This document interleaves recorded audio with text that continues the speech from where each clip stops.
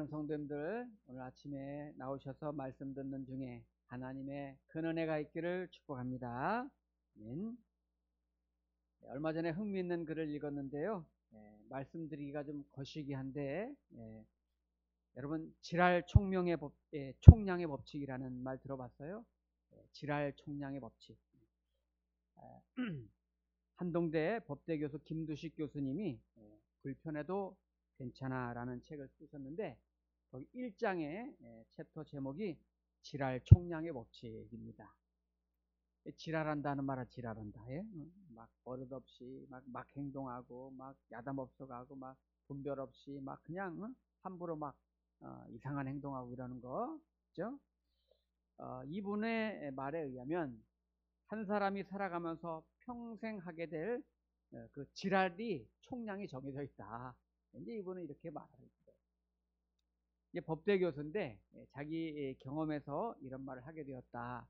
그 책에 쓰면서 사춘기 때 심하게 사춘기를 앓는 딸이 중2 딸이 이제 있었는데 너무 힘들고 복잡하고 그러는 중에 이 교수님이 어느 상담하는 분이랑 얘기 나누는 중에 들었던 말이다. 이렇게 하면서 이제 배경을 설명하고 있는데요. 모든 인간에게는 평생 쓰고 죽어야 될 지랄의 그 총량이 정해져 있다. 이렇게 말하고 있어요. 이분의 이론입니다. 그러니까 예를 들면 그런 거죠. 어떤 사람은 그 지랄을 사춘기 때 다 쓰는 사람이 있고, 어떤 사람은 어른이 돼가지고 그때 가서 이 지랄을 쓰기도 하고, 지랄해서 미안합니다. 어쨌든 죽기 전에 정해진 양을 다 쓰게 돼 있다는 거예요. 그러니까 이 말은 너무 일찍 어릴 때 사춘기 때 막 사고 치고 다니고 지랄한 아이들은 나중에 가서 정신 차리고 잘 사는 아이가 있고, 또 어릴 때 착하게 모범생활 잘 문제없이 자란 아이들이 나중에 커가지고 지랄해가지고 이게 문제가 생기는 그런 경우도 있다. 어른이 돼가지고 늙어가지고. 우리 성도들 중에 혹시 자녀들 때문에 너무 힘드신 분들 계시면 좀 기다리세요. 지랄이 끝나면 좋은 날이 오니까 위로 받으시라고 드리는 말씀이에요.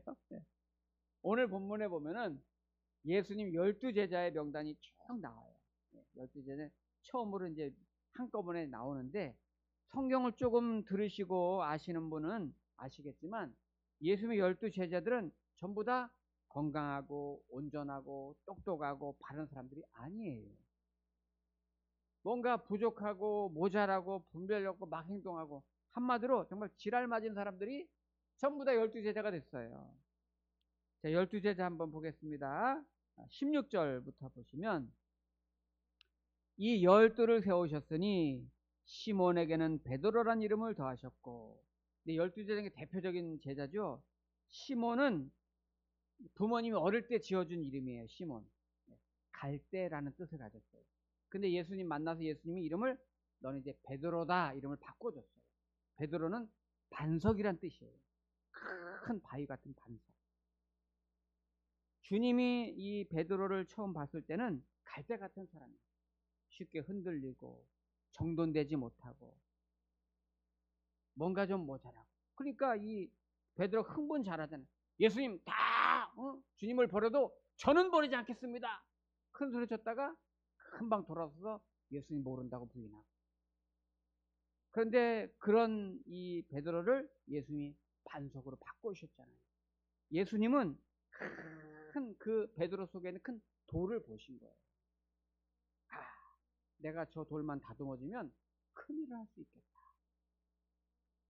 팀 라이라는 사람이 이제 성령의 기질이라는 책을 쓰셨는데, 거기 보면 베드로 기질을 분석해 가지고 집중적으로 쓴 책이거든요. 베드로는 다혈질이다. 쉽게 흥분하고 쉽게 막 분노하고 막 성급하고 욱하는 성질이 있고 막 인내심이 부족하고. 근데 이제 심리학자들이 분석해 놓은 거 보면요, 다혈질 성격이 순수한 사람들이 많대요. 순수한 많고 계산도 별로 안 하고 깨끗하고 정직한 사람이 많대요. 근데 그거를 절제하지 못하니까 이게 습관이 안 되다 보니까 막 폭발하는 거죠. 예수님은 분명히 베드로의 기질 속에 다혈질을 보셨을 거예요. 그럼에도 불구하고 그 속에 동시에 좋은 그림을 보시고 내가 너를 반석으로 쓰리라 하신 거죠. 엄밀히 말해서 베드로 같은 사람이 뭐가 있겠어요? 어부 출신에다 실력이 있습니까? 능력이 있습니까? 성품이 좋아요? 외모가 좋아요? 내세울 게 없어요. 그런데 주님은 그 사람을 불러서 위대한 사도로 쓰시잖아요. 베드로뿐이 아니라 17절 더 볼까요? 또 세베대 아들 야고보와 야고보의 형제 요한이니 이 둘에게는 보아너게 곧 우레의 아들이라는 이름을 더하셨으며, 여러분 우레의 아들이 무슨 뜻이에요? 천둥의 아들의 천둥. 예수님이 이 두 사람 성격 보니까 만만치 않거든요. 누가복음 9장에 보면은 예수님 제자들이 어느 마을로 들어가려고 그래요. 그러니까 그 마을에서 예수님 못 갑니다 하고 마을 사람들이 막아서는 거예요. 이때 여기 야고보와 요한 두 아들이 뭐라고 그래요? 예수님, 하늘에서 불을 내려가지고 이 사람들 전부 다 그냥 멸망시켜 버리세요. 이렇게 말한 사람들. 이게 야고보와 요한이에요. 아니 예수님 막았다고 그렇게 그냥 예수님 하늘에 불을 내려가지고 싹 쓸어버리세요. 이렇게 무서운 사람들이에요. 이 제자들에 보면 우리 목동교회는 완전 순둥이 성도들만 있는 거예요. 그러니까 제가 목회하기가 너무 행복한 거예요. 이런 성도는 우리 교회에 있어봐요. 예수님이 요한하고 야고보에게 가만둬라, 다른 마을로 가자 하시잖아요. 물론 천둥 같고 정죄되지 못한 불의 아들들이지만 나중에 사랑의 사도로 변하다. 자, 그 다음 또 보실까요? 18절에 보면 또 안드레와 빌립과 바돌로메와 마테오와 도마와 알포의 아들 야고보와 및 다데오와 가나안인 시몬이며 또 가룟 유다니 이는 예수를 판 자더라. 우리가 이제 앞으로도 이 마가복음을 쭉 보면서 이들에 대한 내용이 나오겠지만 예수님 불러서 쓰신 이 제자들 평범한 사람들, 오히려 부족한 사람들, 모자란 사람들, 이런 유형의 사람들이에요. 그런데 그럼에도 불구하고 주님이 이들을 다 택하시고 부르셔서 인류 구원을 위한 제자로 쓰시는 거예요. 은혜죠, 은혜. 여러분 여기 12제자는 교회의 모태, 교회의 모형입니다. 오늘날 저와 여러분 성도를 의미하는 거예요. 이런 사람들을 부르시는 놀라운 은혜가 있는 거예요. 저와 여러분도 만만치 않지고, 그죠? 자, 그 부르시는 장면을 이제 한번 보겠습니다. 13절 한번 보세요. 또 산에 오르사 자기가 원하는 자들을 부르시니 나온지라. 여기서 중요한 말이 자기가 원하는 자들을 부르셨다, 이 대목입니다.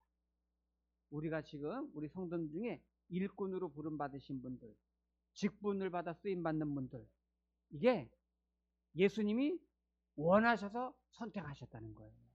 여러분 이게 얼마나 큰 영광 중에 영광이고 복 중에 복입니까? 예수님이 원하시는 사람을 부르셨는데 저와 여러분이 예수님이 원하셔서 부르셨다는 것은 얼마나 큰 복이에요. 우리가 살아가는 동안에 정말 하나님이 원하시는 사람, 하나님이 기뻐하시는 사람으로 살아가기를 축복합니다. 자, 그러면 왜 부르셨을까? 중요한 대목이 있어요. 14절 말씀 보시면 이에 12를 세우셨으니 이는 자기와 함께 있게 하시고 또 보내서 전도도 하며, 네, 여기서 정말 중요한 게 나오는데요. 자기와 함께 있게 하시고, 요 대목입니다. 예수님은 무조건 우리를 일을 시키려고, 부려먹으려고 우리를 부르신 게 아니에요. 그걸 착각하면 안 돼요. 자기와 함께 있게 하시고. 영어 성경에 보면은 예수님이 나와 함께 있으면서 훈련시키고 전도해가지고 막 내보내는 게 목적이 아니에요.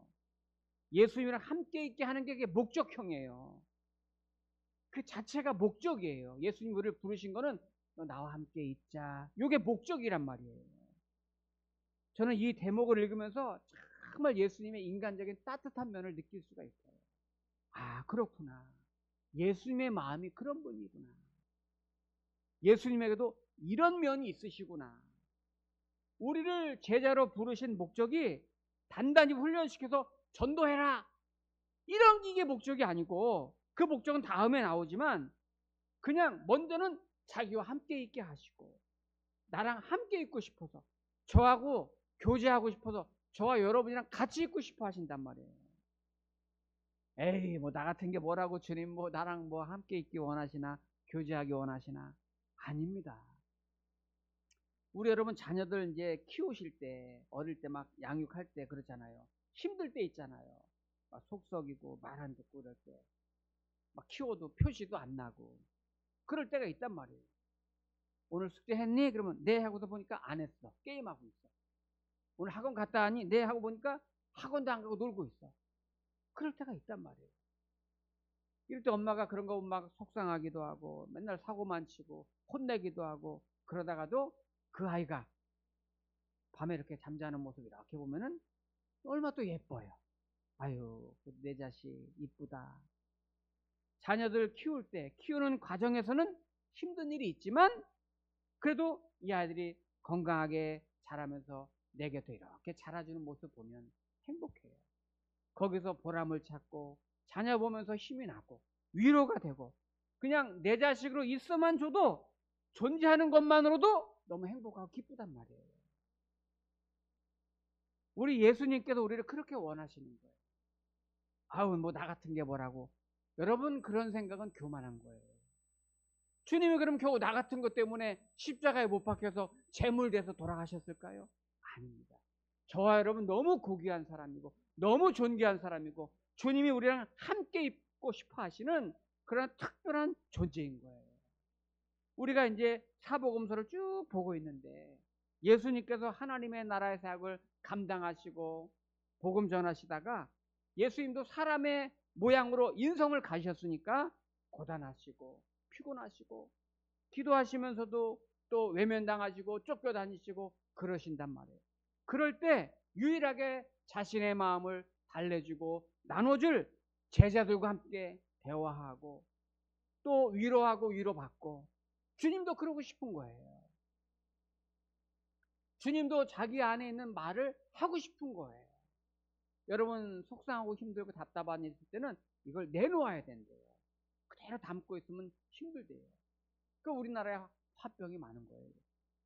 예수님도 저와 여러분과 함께 교제하고 싶고 대화 나누고 싶고 듣고 싶고 들려주고 싶고 그런 거예요. 어느 목사님한테 제가 들은 얘기인데요. 어느 성도님이 전화가 왔대요. 목사님께 전화를 했는데 자기가 하고 싶은 말만 계속 10분 이상 뭐라고 하다가 딱 끊더래요. 너무 황당하겠어요. 그런데 우리가 기도를 이렇게 기도하는 분들이 많다는 거예요. 우리가 하나님 앞에 기도할 때 뭐라고 막 따발총 쏘더니 막 하다가 아멘 하고 집으로 가. 기도는 그렇게 하는 게 아니라는 거예요. 하나님께서도 우리에게 말할 수 있는, 하나님도 우리에게 말씀하실 수 있도록 우리가 들어야 되는데, 말할 기회를 하나님께 좀 드려야 되는데 우리는 내 말만 하다 간단 말이에요. 하나님이 뭐라고 말씀하시는지, 하나님과 교제하고 하나님의 마음은 지금 어떤 마음인지. 우리가 기도한다는 거는 그래서 꼭 말씀이 동반돼야 되는 거거든요. 항상 하나님의 말씀을, 하나님의 마음을 듣는 마음이 우리에게 필요한 거예요. 하나님께서 오늘 나에게 뭐라고 말씀하실까?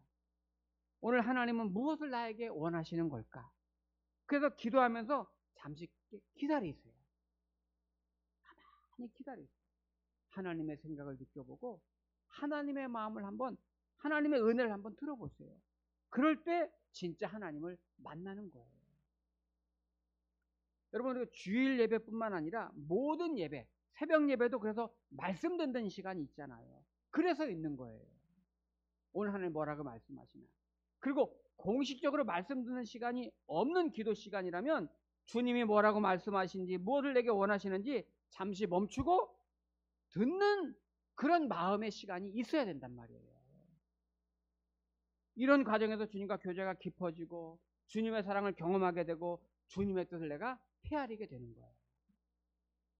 그런데 주님과 이런 기도의 시간이 없고 말씀이 없고 교제가 없으니까 봉사하려면 그때부터 봉사가 일이 되는 거예요. 일. 봉사하려면 미리 피곤해. 미리 막 아파. 내가 봉사 담당 돌아오면 참 이상해. 그죠? 하다가 내가 왜 이런 거 해야 되냐 그러고, 내가 먼저 주님과 교제하고 사귐이 있고 그 사랑과 은혜를 막 경험하고 섬겨야 되는데, 자, 우리 성도님들은 하루에 몇 분 기도하세요? 우리가 요즘 핸드폰 없으면 못 살아가지고 핸드폰 매일마다 들여다보고 핸드폰이랑은 맨날 끼고 살고 교제하면서 주님이랑 하루에 15분 이상 여러분 기도하시기 바랍니다. 우리가 어디 밖에 나갈 때 화장하는데 막 30분, 1시간 걸려서 하고, 막 운동해야 건강하고 오래 산다고 1시간, 2시간 그렇게 운동하면서 내 영혼을 위해서는 정말 하나님의 말씀을 여러분 얼마나 읽고 내 영혼을 위해서 얼마나 하나님의 말씀을 듣고 그렇게 하시는가요? 여러분 영혼이 지금 얼마나 건강한지 생각해 보세요. 우리 성도님들이 먼저 하나님이랑 자꾸 만나고 교제하고 그런 시간이 있길 축복합니다. 저는 매일 이제 새벽 기도를 당연하게 이제 하고 있는데, 그 외에도 제가 8시에 출근을 하면 루틴이 있어요. 꼭 2시간씩 개인 묵상 시간을 가져요. 8시부터 성경 이렇게 하루에 3장, 4장 읽어요. 그래야 1년에 한 권을 읽거든요. 그리고 책을 또 독서를 일주일에 꼭 2권 이상은 읽어야지 하는 마음으로 한 20년째 하고 있어요. 여러분 제가 생각해보니까 제가 설교를 한 주에 한 10번 이상을 해요. 주일 오전에 해야죠. 오후에 해야죠. 수요일에 해야죠. 매일 새벽 기도 때마다 말씀 전해야죠. 뭐 중보기도 모임이나 또 외부에 가끔 설교 나가죠. 그러면 제가 새벽 기도나 경건 시간을 통해서 영성을 키우고 내 안에 하나님의 말씀과 기도를 통해서 주님과 교제하는 시간을 다 빼앗겨버리고 그런다면 제 속에서 뭐가 나오겠어요? 제가 종종 이제 그 신학생들이나 전사님들 교육할 때 가서 말하는 거는 하나예요. 여러분, 경건의 시간을 잃지 마세요. 더 바빠지면 그 시간 빼앗겨 버려요. 교회에서 저일 막 쫓겨다니고 이리 뛰고 저리 뛰고 다니다가 내가 하나님이랑 교제하는 시간이 없고 경건의 시간이 없는데, 내가 받은 은혜가 없는데 뭐를 줘요? 내가 없는 거를 줄 수가 없는 거예요. 내가 무엇을 전하고 무엇을 가르치겠어요? 이거는 교회에서도 마찬가지예요. 교회 내가 선생님을 하고 찬양대를 하고 또 예배위원을 하고 중직을 맡아서 섬길 때, 여러분 하나님의 은혜를 경험하지 못한 사람이, 주님과 교제가 없는 사람이 내가 무엇을 말하며 무엇을 나눠주며 무엇을 가르칠 수가 있겠어요? 결국 내 속에 있는 게 나오게 되어 있거든요. 이렇게 하나님과의 관계가, 교제가 우선순위가 된 다음에 그 다음에 내가 주님의 일을 할 때에 그 일이 은혜가 되고 능력이 되는 것입니다. 오늘 그 다음에 이제 주님이 주문하시는 게 나오죠. 자, 14절 다시 한번 보시면, 이에 12를 세우셨으니 이는 자기와 함께 있게 하시고, 이게 먼저예요. 그 다음에 또 보내사 전도도 하며, 여기 전도는 단순히 예수 믿으세요 이게 전하는 의미를 넘어서 내 인격과 언어와 삶의 전 존재를 가지고 선교적으로 살아가라는 거죠. 그 다음에 15절에 보면 귀신을 내쫓는 권능도 가지게 하려 하심이로라. 하나님이 우리에게 직분을 주시고 또 섬기라고 하실 때 감당할 능력도 주신다는 거잖아요. 그냥 내보내는 것이 아니라 그 일을 행할 수 있는 힘도 주시고 지혜도 주시고 때로는 재물도 주시고 시간도 주시고 용기도 주시고 담대함도 주시고 그 일을 감당할 만한 능력을 하나님이 주시는 거예요. 그래서 우리가 그 은혜로, 그 힘으로 우리가 또 사명을 하는 거죠. 세계 그 1차 대전 때 이제 영국하고 독일하고 참호전으로 맹렬히 싸울 때가 있었습니다. 이때 이제 독일군들이 영국군을 몰살시키려고 겉으로 후퇴하고 도망가고 포기하는 것처럼 이렇게 하면서 엄청나게 함정을 준비하고 있었어요.